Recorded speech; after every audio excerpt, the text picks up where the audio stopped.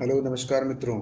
आज हम बात करेंगे एक नए एपिसोड के बारे में। पिछले वीडियो में हमने मैडम सोसोस्ट्रिस का एपिसोड पूरी तरह से बहुत अच्छे तरह से डिस्कस किया था। तो उससे अगला एपिसोड आज है स्टेटसन का एपिसोड। और इसके बाद ये पूरा वर्क आपका जो है इसका पहला part the burial of the dead समाप्त हो जाएगा। मित्रों, इसमें आप ये भी देखेंगे कि इसका नाम बरियल ऑफ द डेड क्यों पड़ा। इसी पार्ट में इस चीज के बारे में भी जिक्र करेंगे। तो आई होप आपको अब तक की वीडियो से काफी हेल्प मिली होगी। बहुत अच्छे से आपको समझने में आसानी होगी। वो विद्यार्थी जो पहले इस चीज को समझ चुके हैं उनको भी काफी कुछ नया सीखने को मिला होगा। और जो नए हैं उनको तो काफी कुछ मिलेगा ही।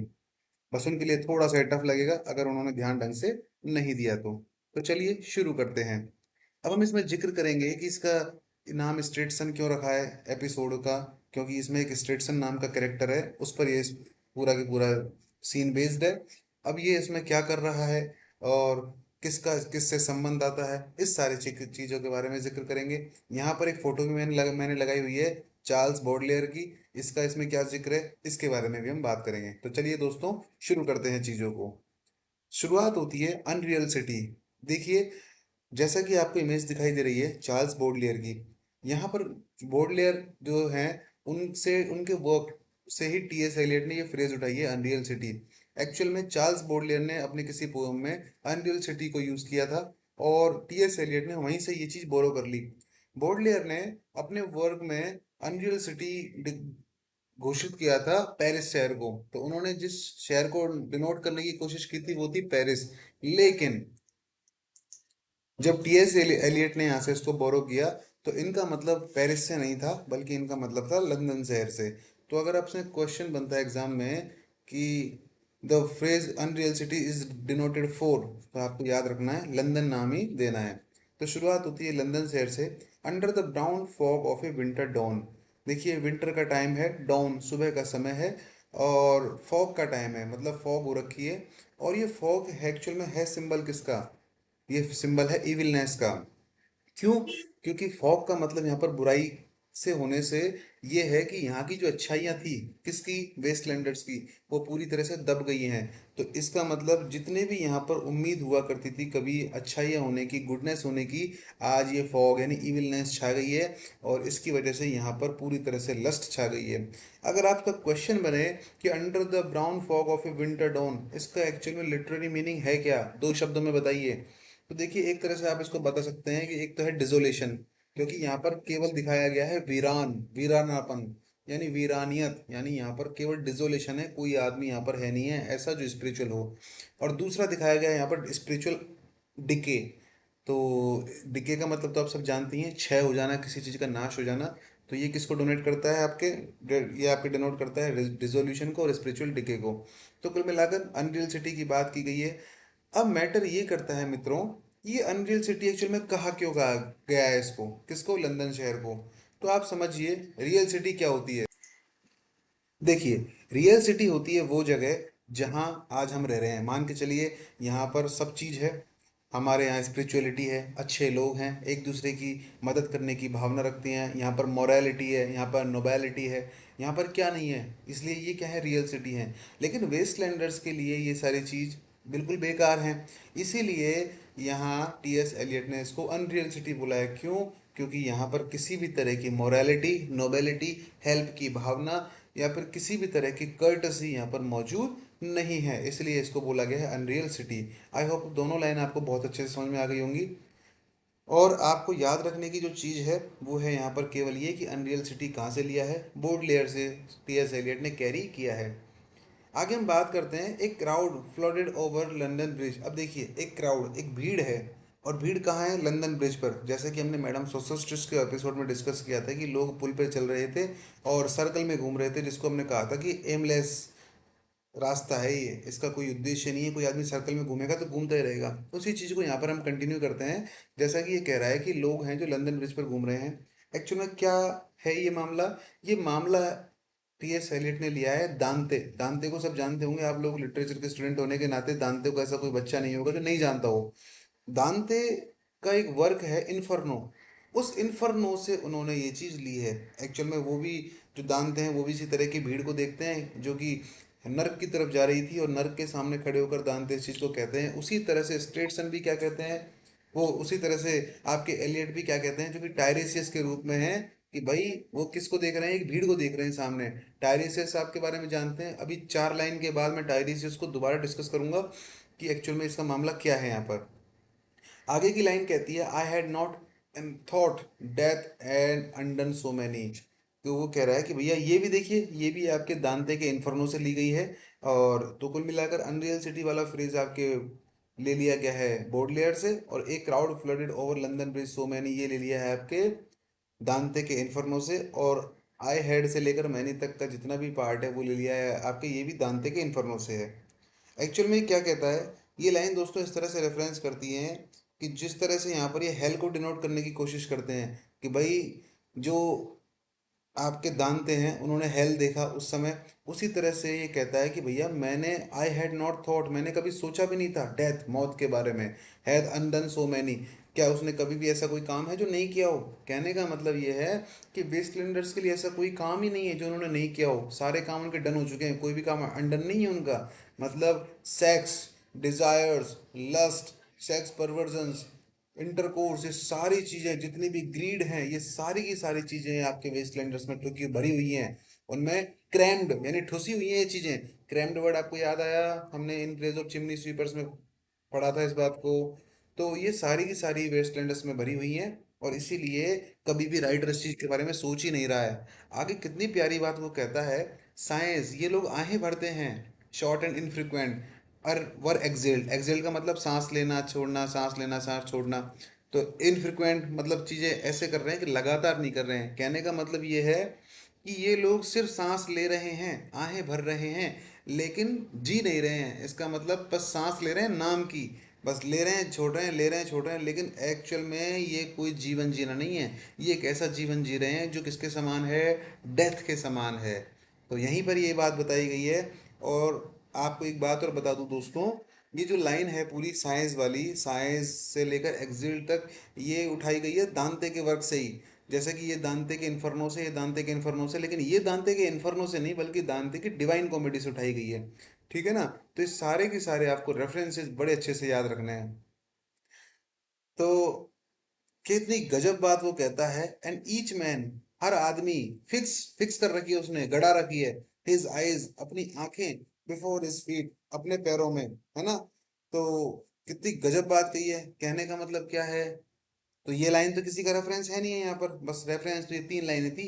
एक क्राउड से लेकर एक क्राउड वाली जो कि इन्फर्नो की है, आई हेड जो कि इन्फर्नो की है, और साइज वाली किसकी है, डिवाइन कॉमेडी की। तो आगे क्या कह रहे हैं कि भैया हर आदमी ने अपनी आंखें गड़ा रखी है अपने पैरों की तरफ। क्यों गड़ा रखी है, क्योंकि देखिए जिसको प्राउड होता है ना वो आंखों को ऊपर करके चलता है, लेकिन जिसकी आंखों में शर्म होती है वो आंखों को हमेशा नीचे करके चलता है। एक्चुअल में इन लोगों ने कभी इस तरह का कुछ अचीवमेंट हासिल ही नहीं की है जिससे इनको लगे कि इन्होंने कुछ जिंदगी में बहुत बड़ा अचीवमेंट हासिल कर लिया हो। इसलिए ये अपनी नज़रों को नीचा करके चलते हैं पैरों की तरफ, पैरों की तरफ मतलब अपनी नज़रों को बिल्कुल नीचा कर लेते हैं। क्यों, इनको आती है इन चीज़ों के पीछे शर्म। लेकिन चूंकि ये हैं बेशरम, तो फिर जब बेशरम को शर्म आएगी कहाँ से। तो इसलिए ये जो चल रहे हैं ना, लंदन ब्रिज वगैरह की बात कर रहे हैं यहाँ पर, तो ये इस अनरियल सिटी में जब चल रहे हैं तो अपनी आंखों को नीचा करके चल रहे हैं। अगला क्वेश्चन ये चीज कहता है कि फ्लोड अप द हिल, कि ये कहाँ जा रहे हैं यहाँ से। ये जा रहे हैं यहाँ से पहाड़ की तरफ, पहाड़ी की तरफ, and down king William street, और उसके बाद ये कहाँ जाएंगे, विलियम स्ट्रीट की तरफ आ जाएंगे। अब एक क्वेश्चन प्यारा सा आपसे, क्या विलियम स्ट्रीट नाम की, जो किंग विलियम स्ट्रीट नाम की चीज़ वास्तव में है क्या दुनिया में। तो दोस्तों इसका अच्छा जवाब है हाँ है। तो इसका मतलब किंग विलियम स्ट्रीट आपके रियलिटी बेस्ड स्ट्रीट है, जिसका जिक्र आपके टी एस एलियट ने अपने इस वर्क में किया है। तो कुल मिलाकर हम कह सकते हैं कि हर आदमी ने अपनी आंखें शर्म के मारे नीचे अपने पैरों में झुका रखी है, और यहाँ से ये पहाड़ियों की तरफ जा रहे हैं, उसके बाद ये किंग विलियम स्ट्रीट की तरफ जा रहे हैं। इसका मतलब ये इतनी मोरालिटी, इतना स्पिरिचुअलिज्म यहाँ पर इतना डाउन हो गया है कि ये अपनी नज़रें भी उठाने लायक नहीं है। अब जैसा कि ये यहाँ पर अपनी नज़रें गड़ा रखे हैं पहाड़ियों की तरफ जाकर, विलियम स्ट्रीट की तरफ जाकर, उसके बाद ये कहाँ चले जाते हैं, विलियम स्ट्रीट से होते हुए सीधे चले जाते हैं टू वेयर, कहाँ पर, वो जाते हैं सेंट मैरी वुलनॉथ। वुलनॉथ का मतलब आप चर्च से लीजिए यहाँ पर क्या, पूरा सेंट मैरी चर्च। तो ये यहाँ से जाते हैं सेंट मैरी चर्च की ऊपर, और kept the oars with a dead sound. अब on the final stroke of 9, आपको ये 9 वर्ड अच्छे से याद होगा। अगर आपने विलियम शेक्सपियर पढ़ा होगा जब मैंने पढ़ाया था, तो आपको अच्छी तरह होगा, उसमें एक लाइन यूज की गई है thrice to thine, thrice to thine and thrice through mine and thrice again to make up nine। आपको अच्छे से याद हो गया होगा। जहाँ तक कि मुझे याद है ये एक्ट 1 के सीन 3 में ये लाइन आई आई थी आपके पास। तो आपको अच्छी तरह से याद होगा जब चुड़ैले ये बात कहती हैं कि तीन तेरे तीन मेरे तीन इसके हम तीनों के मिलाकर 9 हो गए। क्या थी line? Thrice to thine, thrice to mine, और आगे है and thrice again to make up nine, है ना। तो कहने का मतलब जो तीन जो नंबर है ये है इविलनेस का नंबर, और तीन तीन तीन मिलकर टोटल हो गए थे 9। आपने शेक्सपियर अगर पढ़ा हो, विलियम शेक्सपियर का मैकबेथ पढ़ा हो, तो यहाँ पर एक नंबर चल रहा है वो है 9। तो एक्चुअल में 9 नंबर देखो इविलनेस का ही सिंबल है, क्योंकि वही विषम संख्या तो ही है और नंबर तो ही है। एक्चुअल में होता क्या है, जब ये लोग यहाँ से पहाड़ी से होते हुए किंग विलियम स्ट्रीट से होते हुए उसके बाद यहाँ पर मैरी की सेंट मैरी चर्च की तरफ आते हैं, तो होता क्या है यहाँ पर चर्च का बजता है घंटा। घंटा कितना? 9 बजे बजता है। और कितनी बार बजता है? 9 बजे। आपने आमतौर पर देखा होगा कि जितने बार बजता है ना उतने ही बज रहे होते हैं उस समय। तो जितने बजे होते हैं उतने ही बार वो घंटा बजेगा, तो 9 बज रहे हैं। अब आपको अच्छी तरह से इसका भी पता है कि 9 बजे का टाइम ऑफिस टाइम होता है, और ऑफिस टाइम में लोग कमर्शियल चीज़ों में ज़्यादा एंगेज रहते हैं, और आपके रिलीजियस चीज़ों में, स्पिरिचुअल चीज़ों में वो बिल्कुल भी उस समय कंट्रीब्यूट नहीं कर पाते हैं। तो कह ये रहा है कि जब ये लोग यहाँ से वुलनॉक चर्च की तरफ आ रहे थे, तो जो चर्च का जो घंटा बजा था वो साउंड कैसा लगा उनको? डेड साउंड लगा। डेड साउंड क्यों? ऐसा साउंड जिसमें स्पिरिचुअलिटी बिल्कुल भी नहीं है। यही उसका फाइनल स्ट्रोक था। क्यों? क्योंकि चर्च का घंटा बजा, चर्च के घंटे में बज गए थे 9। 9 बार ही वो बजा था, ठीक है ना। स्ट्रोक कितनी बार किया था? 9 बजे ही, और 9 बार स्ट्रोक किया था उसने। और ये साउंड उन वेस्ट स्प्लेंडर्स के लिए था बिल्कुल डेड साउंड। क्यों?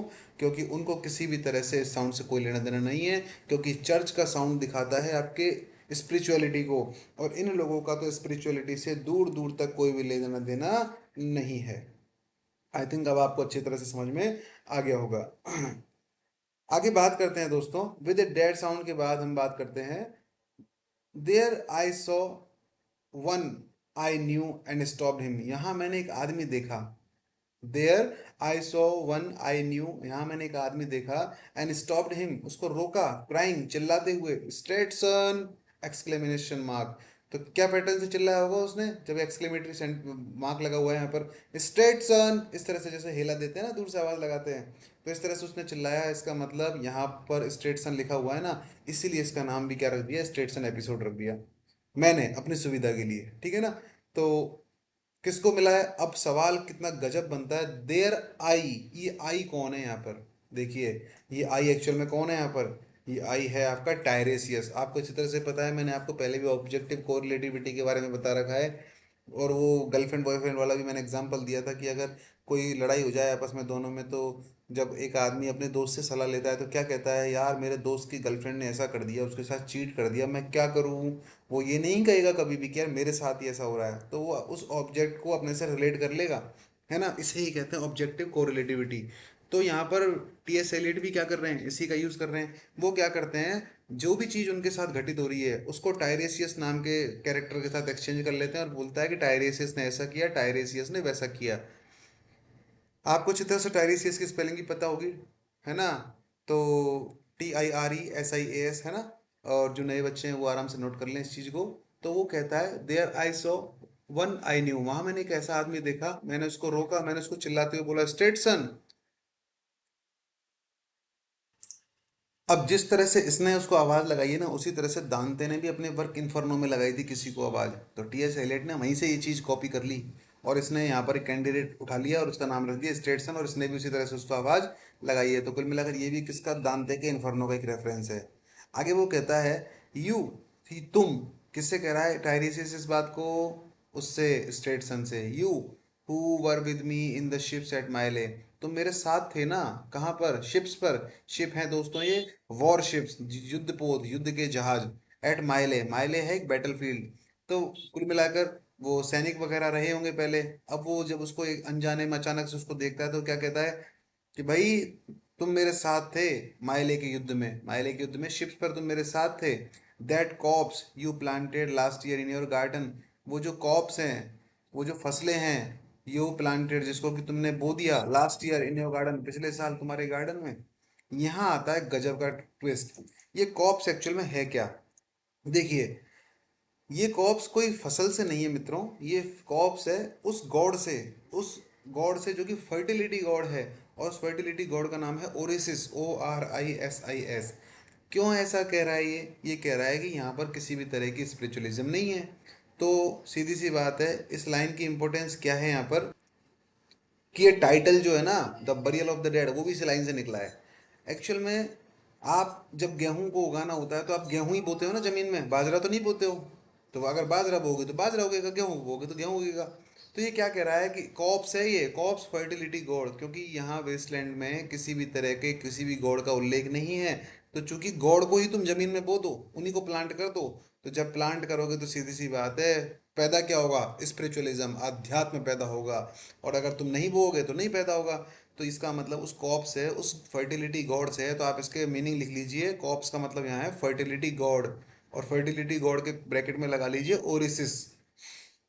तो वो कहता है, वो गॉड, वो फर्टिलिटी गॉड जिसको तुमने प्लांट किया था लास्ट ईयर तुम्हारे गार्डन में, has it begun to sprout, क्या उन्होंने स्प्राउट करना शुरू कर दिया, क्या उन्होंने फलना फूलना शुरू कर दिया।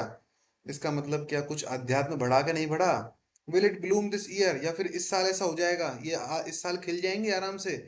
तो आगे वो कहता है, और has the sudden Frost disturb it's bed, या फिर जो अचानक जो पड़ने वाली जो फ्रॉस्ट है, जो कोहरा है, उसने इसको डिस्टर्ब कर दिया है इसके सोए हुए बेड से। किसको, फर्टिलिटी गॉड को। क्या डिस्टर्ब कर दिया क्या, ना। Oh, keep the dog far hence, जो कुत्ते हैं ना, उनको फार रखना, उनको दूर रखना यहाँ से, हैंस यहाँ से, किससे, इस गॉड से। अब ये आगे इसको भी डिटेल करता है कि भाई क्यों दूर रखना है। दैट्स फ्रेंड्स टू मैन, क्योंकि ये जो कुत्ते हैं वो आदमियों के दोस्त होते हैं। क्या मतलब इस बात का, मतलब ये है दोस्तों, यहाँ पे दो मीनिंग निकलते हैं कुत्तों के, देखिए। एक तो निकलता है कि कुत्ते आदमियों की संगत में रहते हैं तो आदमियों की तरह ही बन जाते हैं। जिस तरह से आदमी धूर्त और मक्कार होता है, किसी भी आदमी से अपना लाभ उठाने की कोशिश करता है, उसी तरह से ये कुत्ते भी कहीं ऐसे ना हो जाएं कि तुम्हारी संगत में ही ऐसे हो जाएं। तो जिस तरह से आदमी बर्बाद करता है ना हर चीज को, उसी तरह से कि कुत्ते बर्बाद ना करते। और विद हिज नेल्स, अब देखो कुत्तों के लिए क्या आया है यहाँ पर, हिज, है ना, कुत्ते के लिए हिज का यूज कर दिया यहाँ पर। और कुत्ते अपने नाखूनों के साथ ही विल डिग, अब देखो यहाँ पर भी क्या क्या ही आ गया, कुत्ते के लिए ही आ गया। ही विल डिग, डिग का मतलब खोद देना, इट, इस स्थान को, अप अगेन, दोबारा से। तो क्या कह रहा है यहाँ से इस लाइन में, देखिए। इस लाइन का मतलब ये है कि अरे दूर रखना अपने कुत्तों को उस स्थान से जहाँ से तुमने उस कॉप्स को दफनाया है, उस ओरिशिस को दफनाया है, उस फर्टिलिटी गॉड को दफनाया है। क्योंकि कुत्ते हैं तुम्हारे घर में, और ये कुत्ते आजकल आदमियों की तरह हो गए हैं। जिस तरह से आदमी सब चीज़ को बिगाड़ देता है, कुत्ते भी बिगाड़ देते हैं। और वे अपने नाखूनों से उस स्थान को खोद देते हैं। इसका मतलब तुम्हारी सारी मेहनत क्या हो जाएगी, ज़ाया हो जाएगी, बेकार हो जाएगी। इसलिए तुम इन कुत्तों से थोड़ा सावधान रहना। आई थिंक अब आपको अच्छी तरह समझ में आ गया होगा। लास्ट लाइन को कितनी प्यारी लाइन कहता है, इसको भी ध्यान देना। ये भी बॉडलेयर की पोएम से उठाई गई है। यू, यू है वो हमको संबोधित कर रहा है, हमको पाठकों को, रीडर्स को। यू, तुम, हिपोक्रेट लेक्चर, लेक्चर मतलब रीडर, पाठक, कि तुम पाखंडी हो, पाखंडी, हिपोक्रेट मतलब पाखंडी, तुम पाखंडी पाठक हो। किसको कह रहा है, हमको कह रहा है।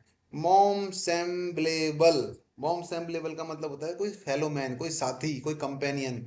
और मोर फ्रियर का मतलब होता है माय ब्रदर, कि तुम एक पाखंडी आदमी हो, मेरे भाई, मेरे फेलो मैन, मेरे साथी, मेरे मित्र, तुम क्या हो, एक पाखंडी आदमी हो। तो आपको ध्यान क्या रखना है कि बोडलेयर से उठाई गई ये लाइन है, इसके अलावा इसमें कुछ याद नहीं रखना है। दोस्तों सारे के सारे रेफरेंस ऑलमोस्ट जितने भी इंपॉर्टेंट थे, वो सारे के सारे मैंने इसमें करा दिए हैं। अब आती है बात टाइटल की, कि एक्चुअल में टाइटल ये कैसे पड़ा। लेकिन उससे पहले इस लास्ट लाइन को थोड़ा सा और डिटेल कर लेते हैं चीज़ों को, कि भाई हमको टीएस एलियट ने पाखंडी क्यों कहा है।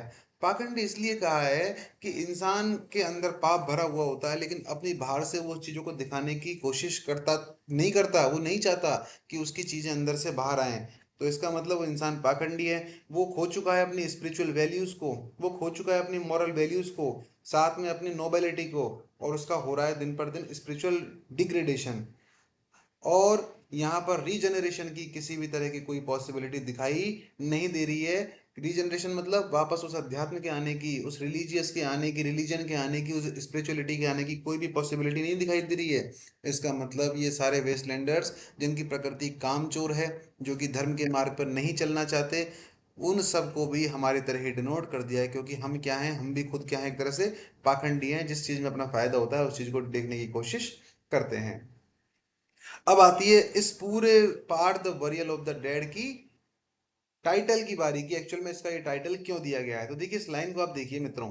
दैट कॉप्स यू प्लांटेड, थोड़ा सा इसका कलर अलग कर देते हैं ताकि चीज अच्छे से दिखे।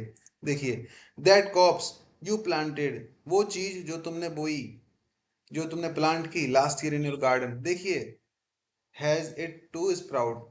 आप एक चीज समझिए, जब आप किसी भी चीज को दफनाएंगे तो सीधी सी बात है वो चीज नीचे दफन हो जाएगी जमीन में। लेकिन क्या होता है कि इन वेस्टलैंडर्स के पास तो पहले स्पिरिचुअलिटी है ही नहीं है, रिलीजन तो है ही नहीं है, धर्म की भावना इनके अंदर है ही नहीं है।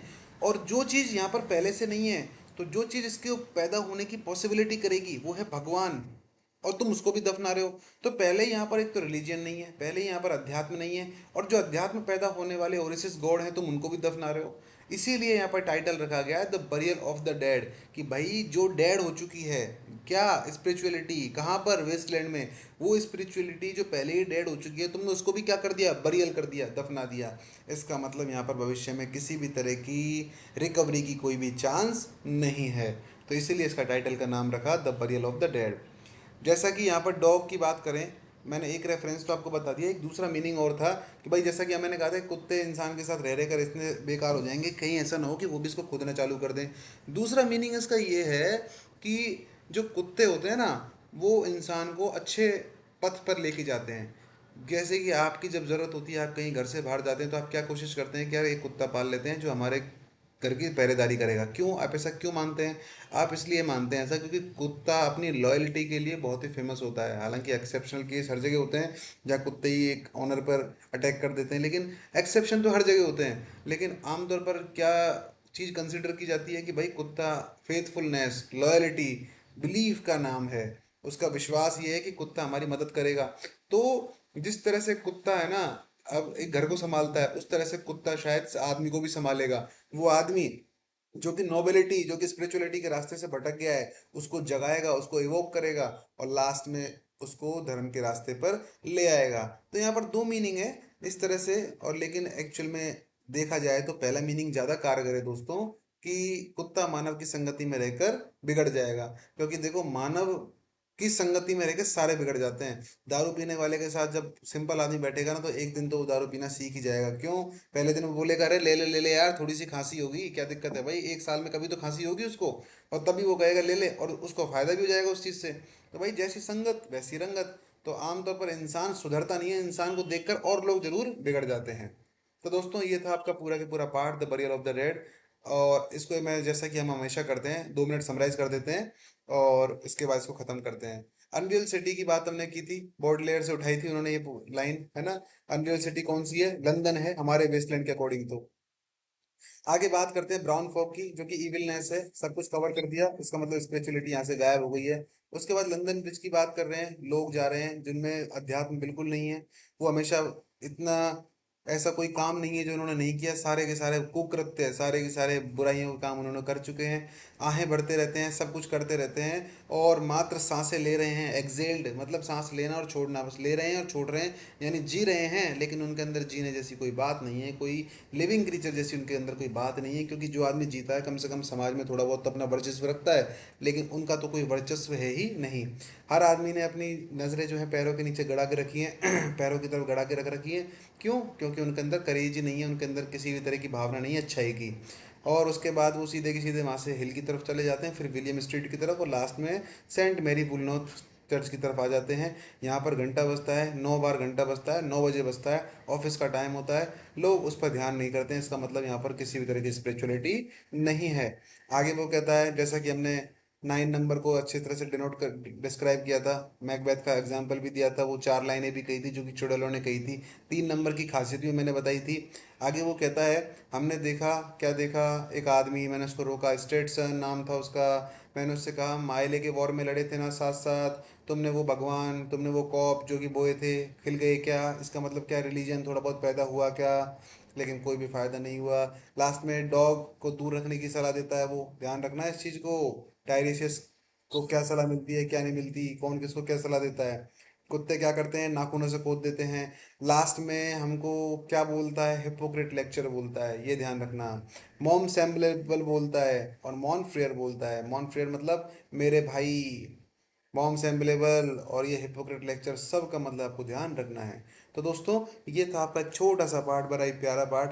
हर तरह के क्वेश्चन इसमें कवर कर लिए गए हैं और कल मिलते हैं इसके अगले पार्ट की ओर। उससे पहले कल इसके क्वेश्चन को डिस्कस कर लेंगे, इस बरियल ऑफ द डेड के, और उसके बाद हम बढ़ेंगे अगले पार्ट की ओर।